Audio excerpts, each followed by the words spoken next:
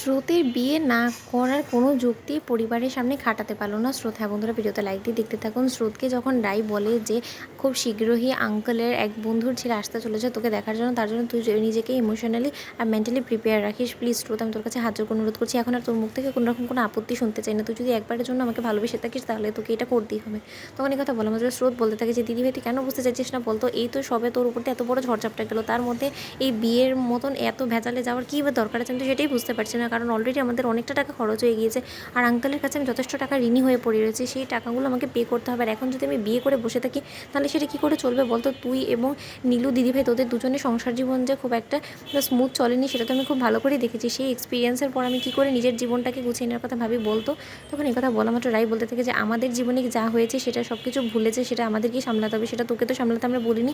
তুই বরঞ্চ নিজের জীবনটাকে কী করে গোছাবি সেটা নিয়ে ভাব। আর আমি তো শুনেছি যে সেই ছেলে নাকি সাথে করে নিয়ে চলে যাবে বিয়ের পর, তখন না হয় তুই অ্যাব্রডে গিয়ে নিজের বাকি ক্যারিয়ারের পড়াশোনাটা কন্টিনিউ করবি, তাতে কি সেটা তো আপত্তি তোর? আমি তো সেটাই বুঝতে পারছি না। তখন এই কথা বলা মাত্র রাইয়ের মা বলতে থাকে যে আর আমি তো একটা কথা বুঝতে পারছি না স্রোত, তোর কি তোর আঙ্কেলের উপর একদম বিশ্বাস নেই? আমি ভদ্রলোকটাকে দেখলাম এতটা অমায়িক একজন মানুষ, সে কি কোনো ক্ষতি হতে দিবে তোর বলতো? তোর ভবিষ্যতের জন্য যেটা ভালো সেটাই তো সে ডিসাইড করবে, তাই না? এখন যদি তার মনে হয়ে থাকে যে না, যে ছেলেটাকে সে পছন্দ করেছে তোর জন্য সে পারফেক্ট, তাহলে তোর এটাতে আপত্তি কি? সেটা আমি তো সেটাই বুঝতে পারছি না। শোন শ্রুত, আমি তোকে বলে দিচ্ছি, পাত্র যদি আমাদের ভালো লেগে যায় আর তোরও যদি তার সাথে একদম বনিবনা হয়ে যায় তাহলে কিন্তু আমরা এখানেই কথাটা আগাবো। তুমি এই কথাটা মাথায় রেখো, এরপরে তোমার কোনো রকম কোনো অজুহাত আমি শুনবো না। তখন এই কথা বলা মাত্র স্রোত বলতে থাকে যে ভারী মুশকিলে পড়লাম তো আমি, যেখানে কিনা আমি বলছি যে আমি বিয়ের জন্য প্রিপেয়ার না, তার শর্ত তোমরা আমাকে প্রেশারাইজ করছো কেন? আমি তো সেটাই বুঝতে পারছি না। আমাকে আমার জীবনটাকে সুন্দর করে গুছিয়ে নিতে দাও না, কেন একা থেকে কি লাইফে চলা যায় না? না কি দিদি ভাই, আমি কিছু বুঝতে পারছি না। তুইও ওর মায়ের সাথে তালে তাল মিলাচ্ছিস। তখন এই কথা বলা মাত্র রাই ওর বৌমনিকে বলতে থাকে যে বৌমনি,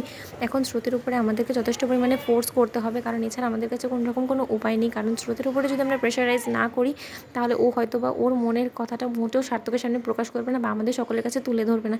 তাই ওকে এখন অন্তত একটু কষ্ট আর চাপেই রাখতে হবে। তখন এই কথা বলা মাত্র রায়ের বৌমনি বলতে থাকে যে আমি বেশ বুঝতে পারছি, কেন জানি না জানো তো রায়, আমারও মনে হচ্ছে যে হয়তোবা সার্থকের বাবা একইভাবে কাজটা আদায় করার জন্যই হয়তোবা তার বন্ধুর ছেলেকে স্রোতের জন্য ফিক্স করেছে। তাই আমি আর কোনো রকম কোনো আপত্তি করছি না। নয়তো বা আমি তো খুব ভালো করেই বুঝতে পারছি যে স্রোতের যে এই বিয়েতে মত নেই, কিন্তু তার সত্ত্বেও কী করবে বলো? আমাদের এই বেচারির লাইফটাকে সেটেল করতে হলে তো ওর সাথে একটু মিথ্যে অভিনয় করতে হবে, তাই না? তখন রাই বলতে থাকে যে হ্যাঁ বৌমনি, যেমন চালিয়ে যাচ্ছ তেমনই করো, কারণ আমরা যদি এক্সেস কিছু করতে যাই তাহলে হয়তো বা স্রোতে সন্দেহ হয়ে যেতে পারে। কারণ এমনিতেই আমি যেরকম উল্টো কথা বলা শুরু করে দিচ্ছি স্রোতের সাথে, স্রোতের অলরেডি হয়তো আমার উপরে সন্দেহ হওয়া শুরু হয়ে গিয়েছে, তুমি দেখে নিও। তখন এই কথা বলা মাত্র রায়ের দাদাভাই বলতে থাকে যে দেখ স্রোত, তাল বাহানা করে এরকমভাবে সময় লস করে তো লাভ নেই। তোকে যেটা করতে বলা হয়েছে তুই বরঞ্চ সেটাই কর, কারণ তোর জন্য এখন সেটাই ভালো হবে, যেটা আমরা বড়রা মিলে ডিসাইড করবো। তাই আর কোনো রকম কোনো আপত্তি না করে বিয়ের জন্য রাজি হয়ে যায়। তো বন্ধুরা, ভিডিওটি ভালো লেগে থাকলে লাইক কমেন্ট শেয়ার করে সাবস্ক্রাইব করতে ভুলো না।